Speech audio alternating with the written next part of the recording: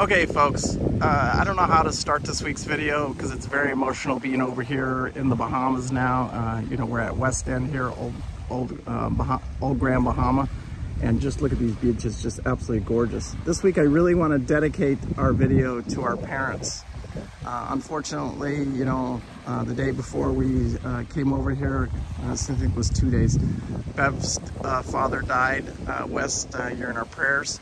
And then for anybody that follows the channel closely, they know we lost our mother here not too long ago. Me and Pete were both able to be with her before she passed, or while she was passing actually. So it was, and that all happened at home very peacefully, and it's the way she wanted to go.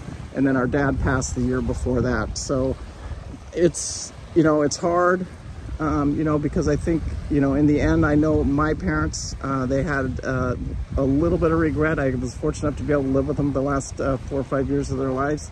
I had them in my house, and they had a little bit of regret because they wanted to do something and they didn't do it. They chose another direction, and, you know, maybe you can't say that the time just slipped away from them. And so that's what this is all about, is not letting that time slip away. I mean, I can feel myself getting older and things don't get as easy. So you know, it's time to go. It's either do this or don't do it. And it's that simple, because I can always go back and get a job and go to work. Like, well, that's what we're going to have to do. So, you know, this adventure has been, you know, short, but I got to go do it. You know, it's here we are in the Bahamas. We're going to be here for, you know, 3 weeks.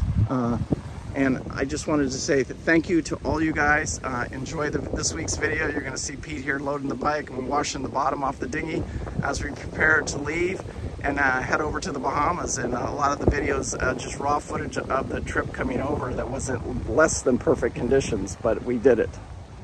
Okay guys, so you can see here we're lifting the bike off of the dinghy here and putting it away as we prepare to leave this place. And you can see here we're washing the bottom. That's the last thing we do here as we get ready, because it's been sitting in the water here for almost 2 weeks, and so we had to clean it. We're leaving the dock the next morning. The shaft that I repaired just turned to, it was an absolute disaster. I'll do a complete video on it. I just got to redo that video. And here I am just telling the boat behind us that we are going to slow down and to clean up this mess a little bit. Roger that. So today, you know, is our first day really out in the water here after leaving Marathon, and we're out in the Hawk Channel right here. Beautiful out there today, and then we head into Indian Channel and then back over to Key Largo is where we end up spending the night. You see Pete here dropping the anchor, and then we actually go into town. I have to run into West Marine and pick up a few things. All right, that's a wrap on the dinghy there. It's all put away.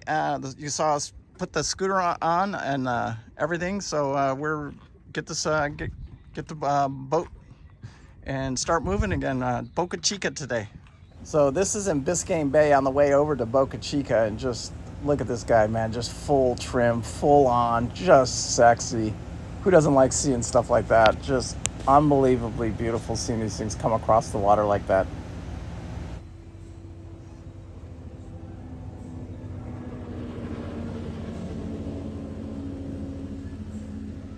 So first time pulling into Boca Chita here. It was actually pretty busy. It took us a few minutes to get up to the wall here, but just kind of showing you guys the entrance here into Boca Chita. Anybody ever gets a chance to stop here, highly recommend this stop. Absolutely gorgeous. And the water, and wait till you see the sunset here at the end of the night.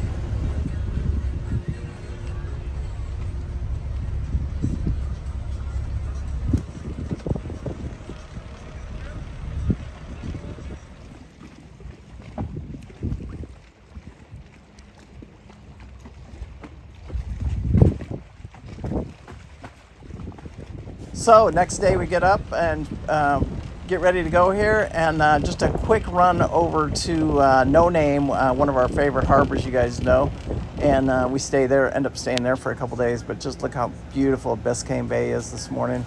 Just absolutely gorgeous. That is Miami right there. We are going over to No Name, which is right here. You can see the boats. You can start to see the boats parked out front here. But went nice and slow.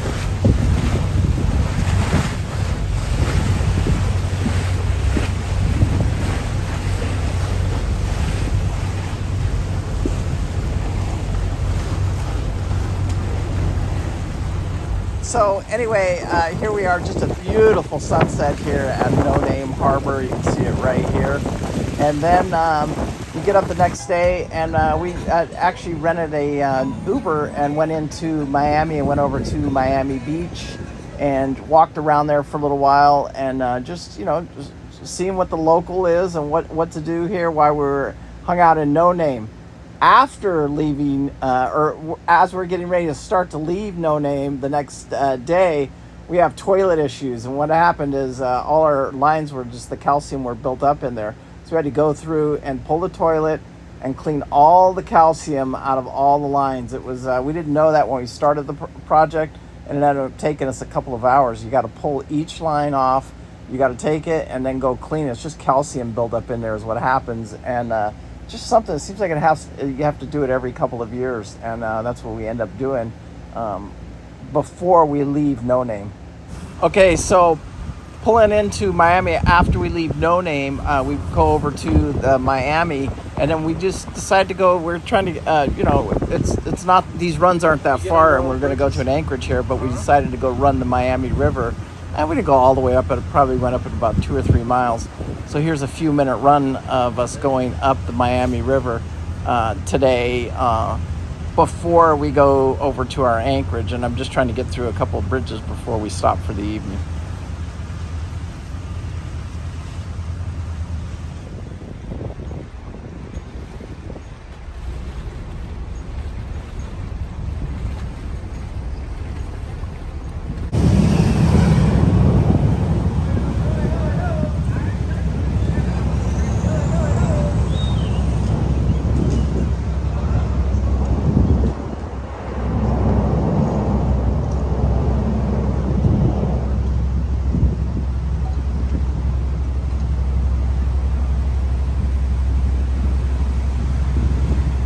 So we anchor for the night in a place called University Cove. I absolutely love it. It's right next to Beer Can Alley, right here in downtown Miami. It's a little out of the downtown area, but this is the cove right here. We launched a dinghy because now we're running over to Costco, and we Uber over there. And then our second attempt, we take the bike. We take the bike off and let Pete go over there. But come to find out, we didn't have a car. It was a huge disaster, big mistake. But anyway, we had fun doing it. Complete disaster. But now what we're gonna do is I'm gonna dinghy over to the beach, drop Pete off with the bike, and he's gonna run and get our supplies. And then I think right now we're looking at a Saturday morning or Saturday departure over to the Bahamas. We'll see. We're still looking at these weather windows.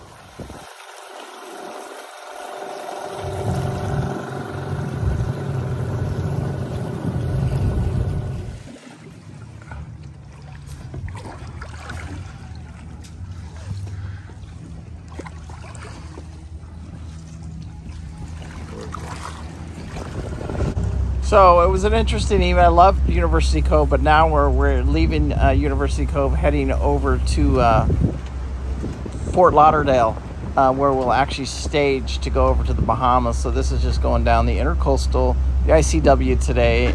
Just an easy day on the ICW. It's only like 30-40 miles over there. Just kind of show you guys the sights on the way over there and the shipping channels. So after making it over and watching the ships here and the tows, just beautiful. That's a double engine tow right there, and those things actually run on pods. Actually, they're actually very, very cool. Pete asked me if I could drive one. I said no way. They drive and they shift differently. Anyway, we take on fuel for the last time here at the Fort Lauderdale Marina.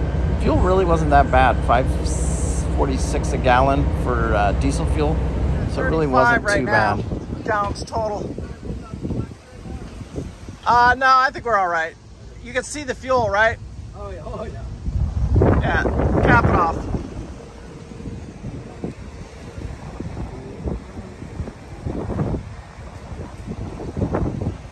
It's a busy fuel dock over here at Fort Lauderdale. You can see the price of fuel right here. It's $5.49 for diesel, and I think it's $5.70 for the non-ethanol that we use for the generators.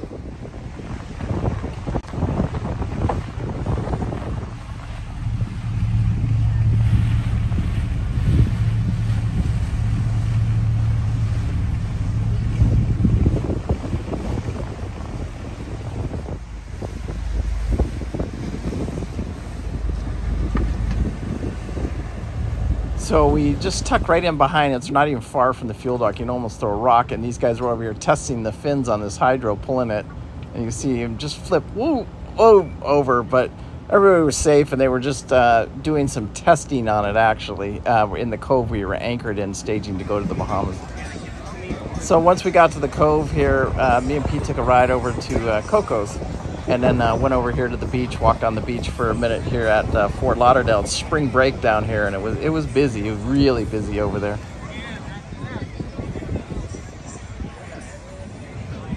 Chief, can we get under the bridge or no? I don't know. We're gonna have to get really low. Chief. So Get down, Chief. After we get anchored and we go to Coco's, we want to go take out the last bit of trash and get top off the last bit of the little gasoline that we needed. We have to go underneath this bridge right here, and it's barely tall enough for us to get the dinghy under, but we both have to just scooch all the way down, and we barely crawl under it. I hit my head. Chief, stay down, Chief. We made it, Chief. Woo! Get you some of that! Well, folks, it's about 4:30 or 5:30 in the morning. Looks like we could have a decent crossing. You see the Nordic pulling away from us right now. Pete's going down to, Kiko is going down to pull up the anchor. And as soon as we get our anchor up, we'll get turned around here and start out. This is it. This is we're heading over to the Bahamas. So hopefully everything goes smooth. So we'll just slowly make our way out of the anchorage here. Try not to disturb anybody. What a beautiful morning it looks like.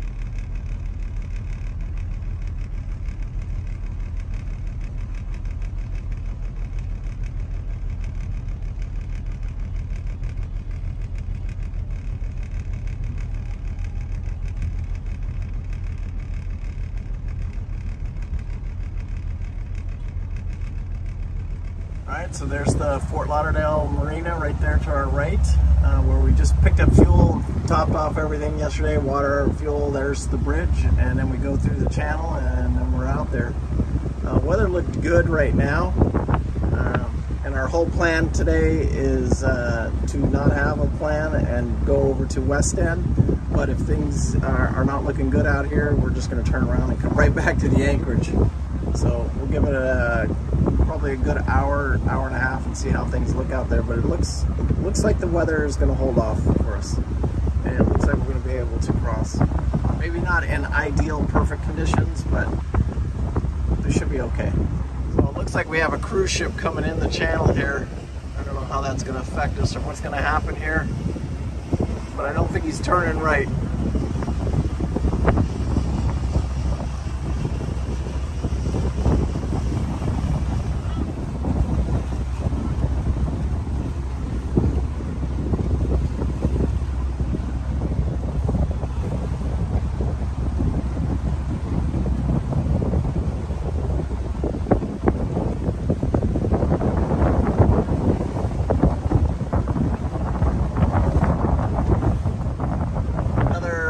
Another cruise ship coming in.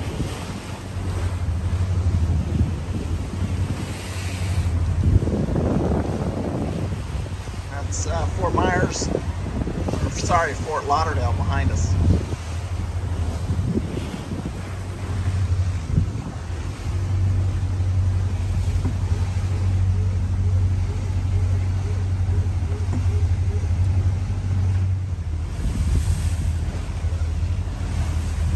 Well, Kiko, I wouldn't call them ideal conditions, but they're not horrible. As soon as this sunrise comes up, I think I'm going to head downstairs and think about taking a nap, because this is going to be about 10 hours, about 9 hours. How fast are we going right now? 8 miles an hour. How many miles are you going today? It's like 85 miles, 84 miles. Oh, it was only 50 miles.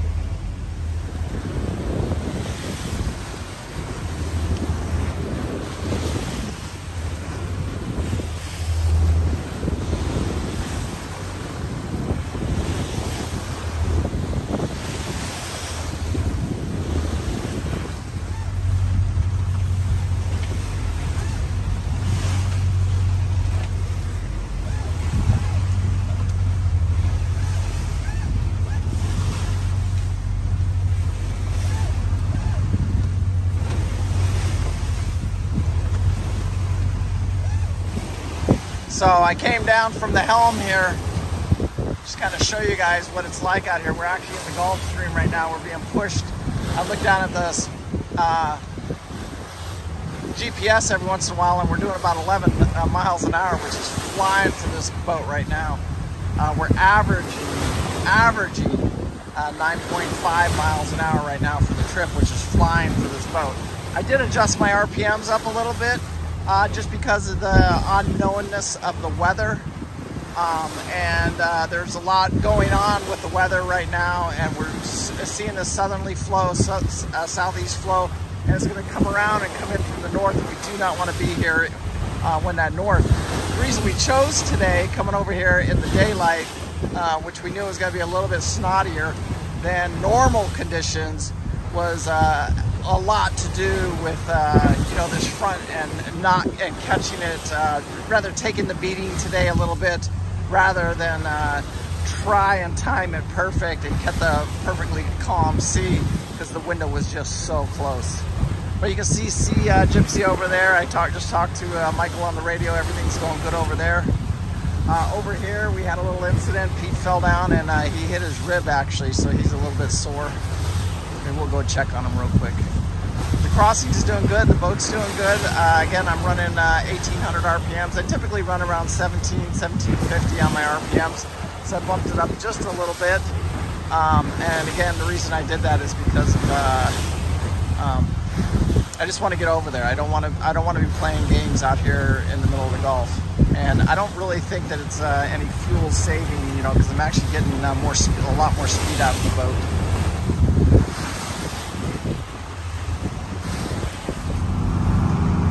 Give you guys a picture of what it's like inside here.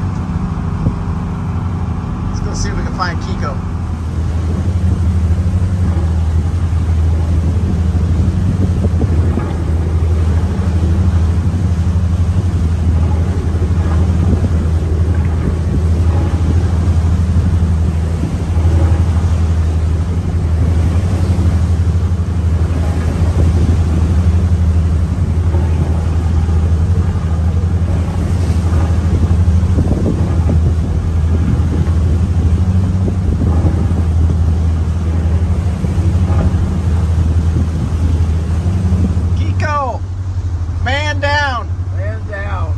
How's your chest feeling?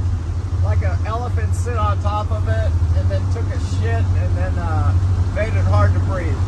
Nice. Well, I hope you didn't break a rib. I don't think you did. I don't think I broke a rib. I just think I'm really sore. Because I can touch it.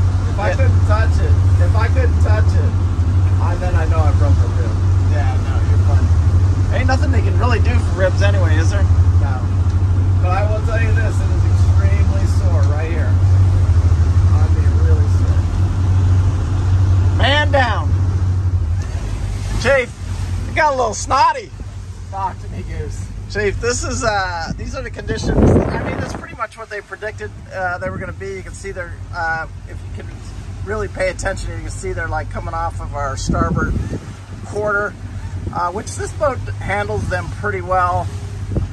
But we still got about 30 miles to go here, and I don't anticipate getting much worse than this, but it's pretty snotty out here. This would be about the max that we want to push our luck. And we kind of predicted this was going to happen, and we just said we'd rather do this in the daytime instead of tonight, where it would have been probably a little bit of smoother crossing. But what I'm going to do right now is go do a pretty healthy engine room inspection. I cranked up the RPMs just a little bit, just to give it a little bit more juice.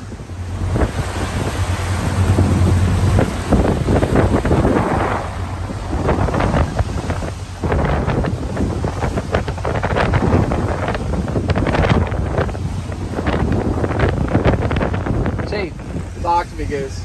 Is that is the 10 mile? Is the last 10 miles the hardest? It's always the hardest. Gamey out here. It wasn't. I mean, it got bad. I think it's calming down now a little bit. Yeah, it got bad for a while. There's a sailboat over there on our port. I don't know how well anybody could see that. And then we can see land. We're about 10 miles out right now. It's always that last 10 miles that gets you.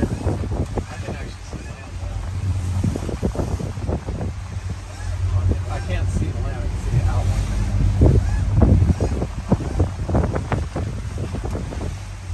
I can't see the outline of the land. Chief says he can see it.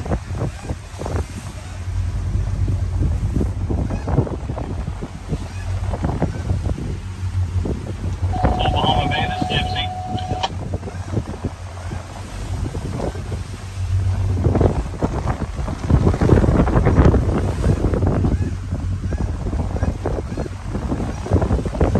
So you guys can see right in front of us, that is Old Bahama Bay, this is Gypsy. Old Bahama Bay. You can hear Michael calling in, see, checking in with the marina. Gypsy, Old Bahama Bay, you copy me? Yeah, I copy. Roger that, Captain. Where you at now? You know, we're about 1.5 miles offshore. Roger that, Captain. How can we assist you today? We were coming in and looking for a slip, and then we also have another boat, 45-footer, looking for a slip also. Roger that, Captain. Not a problem. Just give us a call back on channel 16 when you get a little closer or inside the training basin. We'll be more than happy to assist you. Thanks so much. Gypsy out. Stand by 1610.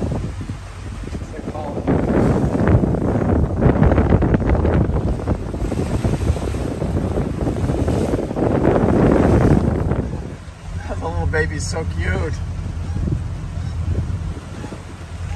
a good boy. His name's Casper.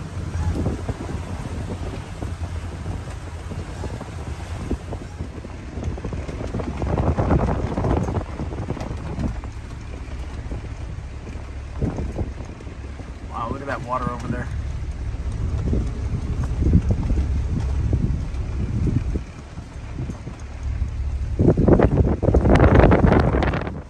That was tight.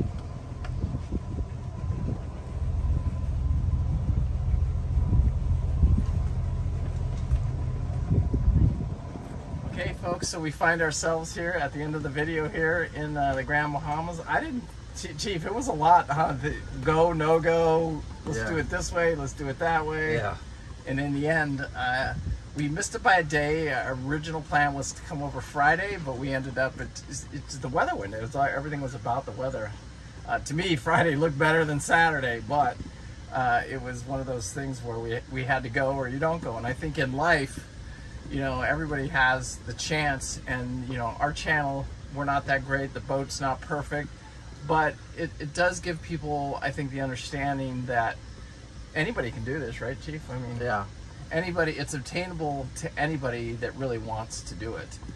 Here we find ourselves in the Bahamas. The setting to me doesn't even feel real. It feels like it's fake. Like everything around me is fake, and it just animated. That'd be a good word, right? Yeah. Yeah. It's just. And then wait, Pete, you're feeling much better today? I feel a lot better, still in a lot of pain, but hopefully The I next- know by tomorrow, and the pain's starting to shrink down, so it's a good sign. So. Yeah, and I didn't see any bruise on him or anything like Yeah, that. so- Anyway, so anybody that doesn't know it, he had to come out the fuel tank. One of the fuel tanks came loose, for the little Honda generator, and he had to come over. Anyway, this week, we dedicated this video to our mom and dad. Like I said, I'll share you. We keep them on the boat with us. Right here's a little picture of the two little statuettes that we keep in memory of them. Good afternoon. This is Old Bahama Bay. Go ahead. Anyway, and we dedicate this video to them and all the memories that we shared with them. And I think from a very young age, they taught us, travel, learn, see the world, because every single summer we would go to some, even though we didn't have, our limited funds and stuff, they sent us somewhere with YMCA or something. And so it gave us that adventurous spirit to go out, see things, travel, and do stuff like that. So I just want to say thank you guys. I want to say thank you to the YouTube subscribers. I want you guys to leave your comments down below, and say thank you to your parents too, also at the same time. Anyway, thank you guys. Anybody needs help buying a boat or anything? There's lots of them for sale here. The 42 Nordics for sale. The 2016 right behind us. The 43-foot American Tugs for sale. all these guys, they leave the Bahamas, and as they get done with the Bahamas, sometimes they're done with their boats, sometimes they'll redo them. Like, we're not done with ours. We plan on another trip for maybe even next year for the Bahamas. So, but a lot of these guys are done, and so it's a good opportunity, and sometimes you can catch them before they go to the broker, maybe even save a few $1,000s. Anyway, peace out. Make sure you hit that like and subscribe. Share it with your friends. We do appreciate it. Love you guys. Love you guys too. Thanks. Bye. Thanks.